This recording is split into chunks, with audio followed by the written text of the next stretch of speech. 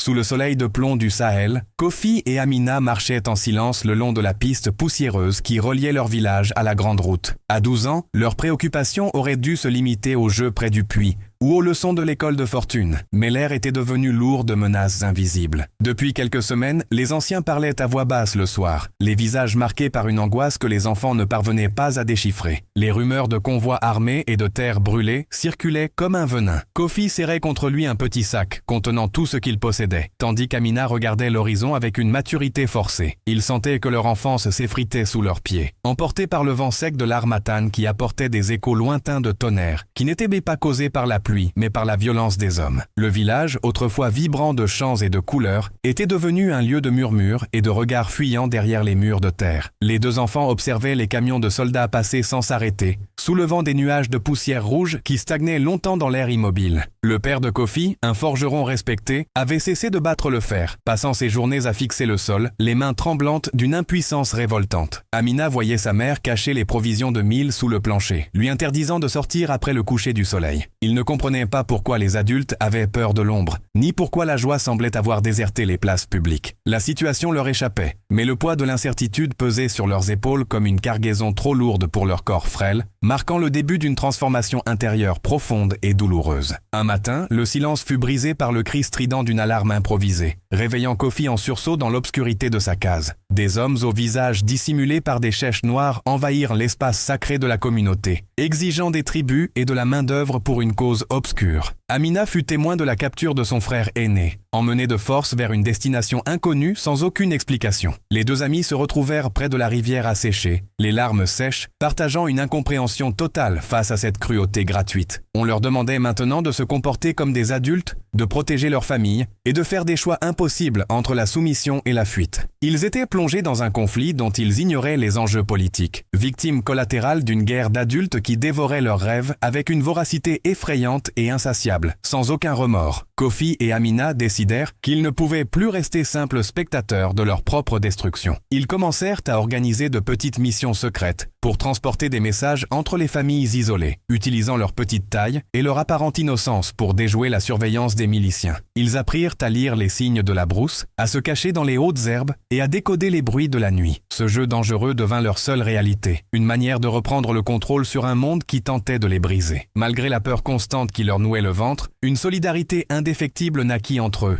une amitié scellée par le danger et le secret partagé. Ils ne comprenaient toujours pas les racines de cette haine, mais ils comprenaient parfaitement la valeur de la loyauté et du courage nécessaires pour survivre dans un environnement devenu hostile et méconnaissable. L'impact de la situation se fit sentir sur leur santé et leur psychisme, les privant de sommeil et de nourriture suffisante. Kofi commença à avoir des visions de son village en flammes, des cauchemars si réels qu'il se réveillait en hurlant, tandis qu'Amina devenait de plus en plus silencieuse, s'enfermant dans une carapace de glace pour ne pas craquer. Les anciens les regardaient avec une tristesse infinie, sachant que l'innocence perdue ne revient jamais. Un jour, ils furent chargés de porter un remède urgent à un blessé caché dans une grotte lointaine. Le voyage fut éprouvant, les obligeant à traverser des zones minées et des barrages de fortune tenus par des adolescents à peine plus âgés qu'eux. Cette confrontation avec d'autres enfants armés fut le choc le plus brutal. Ils virent dans leurs yeux le reflet de ce qu'ils pourraient devenir s'ils laissaient la haine triompher de leur humanité. Arrivés à la grotte, ils découvrirent que le blessé était un étranger, un humanitaire qui tentait de documenter les atrocités commises dans la région. En le soignant avec les moyens du bord, Kofi et Amina comprirent que leur combat n'était pas seulement local, mais que le monde entier ignorait peut-être ce qui se jouait dans leur petit coin d'Afrique.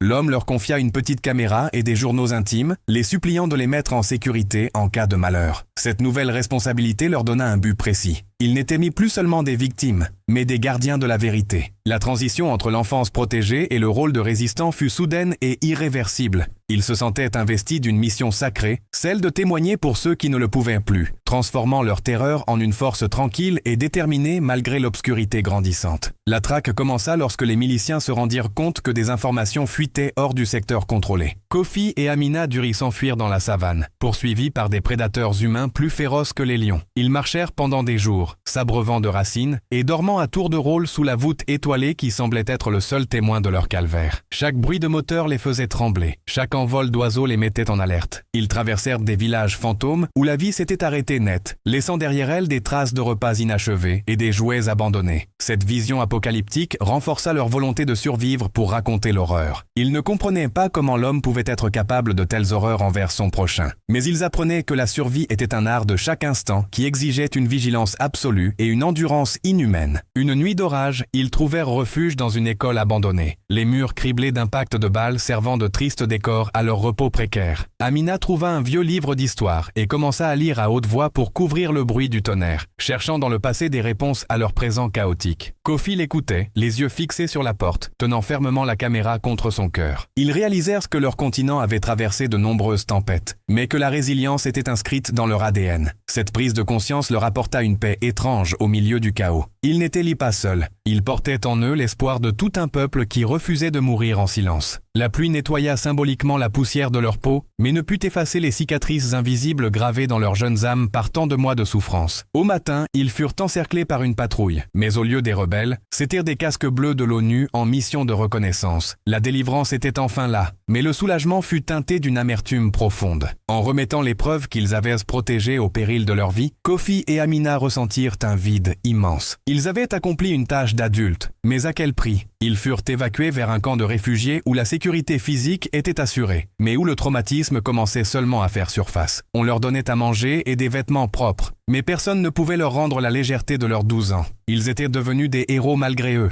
des figures emblématiques d'une jeunesse africaine sacrifiée sur l'autel de la cupidité et de la guerre. Leur regard avait changé, portant désormais la profondeur abyssale de ceux qui ont vu le gouffre. Des mois plus tard, grâce aux images sauvées par les enfants, une intervention internationale permit de stabiliser la région et de traduire certains criminels en justice. Kofi et Amina devinrent les témoins clés des procès, racontant leur histoire devant des assemblées d'hommes en costume qui peinaient à croire à tant de courage. Ils parlèrent d'une voix calme, sans haine, décrivant les situations qu'ils ne comprenaient pas à l'époque, mais qu'ils analysaient maintenant avec une clarté effrayante. Leur récit impacta le monde entier, mettant en lumière la force invisible des enfants dans les zones de conflit. Ils retournèrent finalement dans leur village pour aider à la reconstruction, non pas comme des enfants, mais comme des piliers de la communauté. L'histoire de Kofi et Amina resta gravée dans les mémoires africaines comme un hymne à la vie, prouvant que même dans les ténèbres les plus denses, l'innocence peut forger un avenir. Le village renaissait lentement sous les efforts conjoints des survivants et de l'aide internationale. Kofi reprit les rênes de la forge de son père, mais il utilisait désormais son savoir pour créer des outils agricoles au lieu de réparer des armes. Amina, quant à elle, devint l'institutrice de la nouvelle école, veillant à ce qu'aucun enfant ne soit plus jamais laissé dans l'ignorance des dangers du monde. Ils se retrouvaient souvent au bord de la rivière, là où tout avait commencé, contemplant le courant qui emportait les débris du passé. Ils ne riaient plus de la même manière qu'avant. Leur joie était plus sobre, plus consciente de sa propre fragilité. Ils comprenèrent désormais que la paix est un jardin qu'il faut cultiver chaque jour avec patience. Leur lien restait unique, une fraternité née dans la poussière et le sang, devenue un symbole d'espoir pour toute la nation. L'impact de leur courage dépassa les frontières du pays, inspirant des mouvements de jeunesse à travers tout le continent africain. On les appelait les sentinelles de la brousse, et leur histoire était chantée par les griots lors des grandes cérémonies. Kofi et Amina recevaient des lettres d'enfants du monde entier qui voyaient en eux un exemple de résistance pacifique. Pourtant, ils restaient humbles, refusant les honneurs excessifs pour se concentrer sur le quotidien de leur peuple. Ils savaient que la vraie victoire ne se trouvait pas dans les médailles, mais dans le rire d'un enfant qui n'a pas peur de l'ombre d'un camion sur la piste. Ils avaient transformé une tragédie incompréhensible en une leçon universelle de dignité humaine. Leur vie était la preuve vivante que la petite voix de la vérité peut faire trembler les fondations des empires les plus cruels et les plus sombres. Malgré la stabilité retrouvée, les cicatrices psychologiques demandaient un soin constant. Kofi et Amina organisèrent des cercles de parole pour les jeunes du village, créant un espace où chacun pouvait exprimer sa peur et sa confusion sans jugement. Ils comprirent que guérir le cœur était aussi important que reconstruire les murs de briques. Ils utilisaient l'art, la danse et le récit pour exorciser les démons de la guerre qui hantaient encore les nuits de certains. Cette approche communautaire de la guérison devint un modèle pour d'autres régions meurtries. Ils ne prétendaient pas avoir toutes les réponses, mais ils offraient leur présence et leur écoute,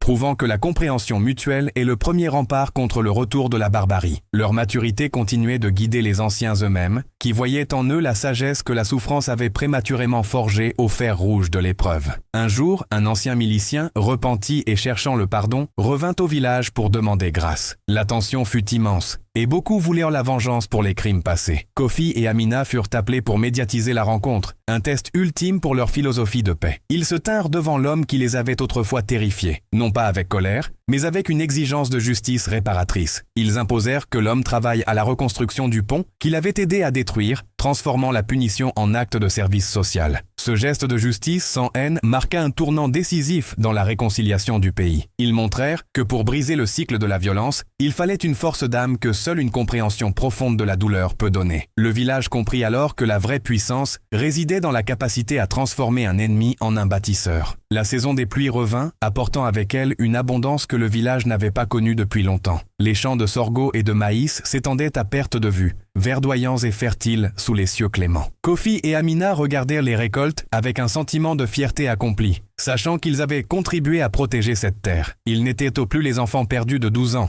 mais des adultes de 20 ans dont les visages portèrent les marques d'une vie intense. Ils s'aimaient d'un amour calme et profond, né d'une confiance totale éprouvée dans les flammes. Ils décidèrent de se marier sous le grand baobab. Une cérémonie qui célébrait non seulement leur union, mais la victoire de la vie sur la mort. Tout le pays suivit l'événement, voyant en ce mariage le symbole définitif d'une Afrique qui se relève, fière et déterminée, prête à forger son propre destin. Leur premier enfant naquit un matin de printemps, un petit garçon qu'ils nommèrent Espoir. En le tenant dans leurs bras, ils se firent le serment solennel que lui ne connaîtrait jamais la peur des camions noirs, ni l'angoisse des messages secrets dans la brousse. Ils voulaient qu'il grandisse dans un monde où les situations difficiles seraient des défis intellectuels et non des luttes pour la survie physique. Kofi et Amina savaient que leur combat ne serait jamais vraiment terminé, car la vigilance est le prix de la liberté. Ils continuaient de voyager pour témoigner, mais ils revenaient toujours à leurs racines, là où leur force avait été puisée. L'histoire de 2 enfants de 12 ans était devenue une légende fondatrice, un pilier sur lequel reposait désormais la paix de toute une province. Leurs pas sur la piste rouge n'étaient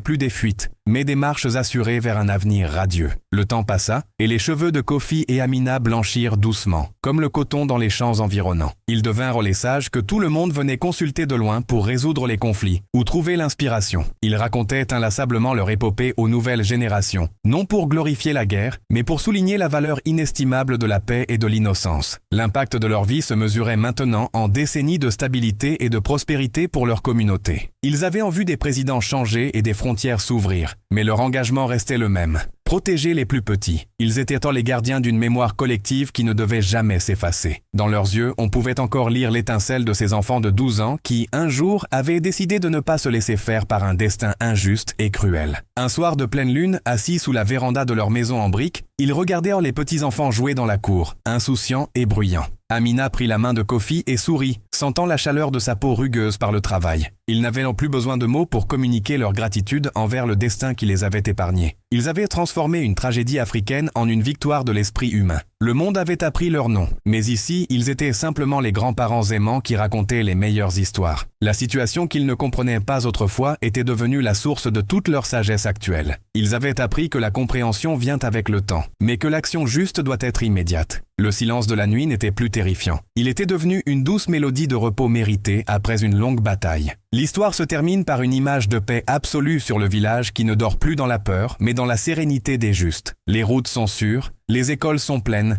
et le fer de Kofi brille sous la forge comme un soleil intérieur. L'impact de leur parcours restera une boussole pour tous ceux qui traversent des tempêtes similaires à travers le monde. Kofi et Amina ont prouvé que 2 enfants de 12 ans peuvent changer le cours de l'histoire s'ils restent fidèles à leurs valeurs et à leur amitié. Leur héritage n'est pas fait de richesses matérielles, mais d'une culture de résistance et d'amour qui se transmettra de génération en génération. L'Afrique dont ils rêvaient était enfin là, debout, résiliente et rayonnante, portée par le souvenir de ceux qui ont osé regarder la vérité en face. La boucle était bouclée, laissant place à une éternité de lumière et de justice. Enfin, dans un dernier souffle de vent sur la savane, les échos du passé s'évanouissent pour laisser place au chant des oiseaux de l'aube. Kofi et Amina ferment les yeux, satisfaits de leur œuvre, sachant que la graine qu'ils ont plantée dans la douleur est devenue un arbre immense aux racines inébranlables. Chaque enfant qui naît dans ce village porte un peu de leur force et de leur clarté.